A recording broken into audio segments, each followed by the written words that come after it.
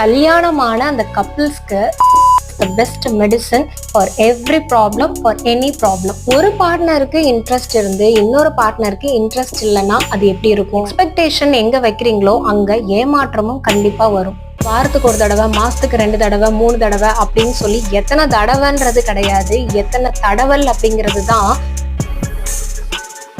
Physical relationship couple லைஃப்ல எவ்வளவு important தெரியுங்களா? ரீசெண்டா வந்த என்னோட கிளைண்டோட கேஸ் ஸ்டடியை உங்ககிட்ட ஷேர் பண்றேன். இந்த கிளைண்ட்டுக்கு கல்யாணம் ஆகி 3 மாசம் தான் ஆகுது. அப்போ அவங்க கப்பிள் பிரச்சனைக்காக வந்திருந்தாங்க. இவங்க ப்ராப்ளம் என்ன அப்படிங்கறத 2 பேருமே ஒருத்தருக்கு ஒருத்தர் குறை சொல்லிக்கிட்டே இருந்தாங்க. சரி, இதெல்லாம் விடுங்க, ஃபர்ஸ்ட் எதுக்காக நீங்க கல்யாணம் பண்ணீங்கன்னு கேட்டேன். அதுக்கு அவர் என்ன சொன்னாரு தெரியுங்களா?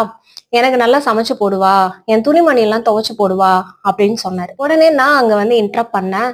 சரி, இந்த வேலையெல்லாம் செய்யறதுக்கு நீங்க ஒரு மெய்டு வச்சுக்கலாம்ல, நீங்க சொல்லுங்க கமெண்ட்ல எதுக்காக கல்யாணம் பண்றாங்க அப்படின்னு.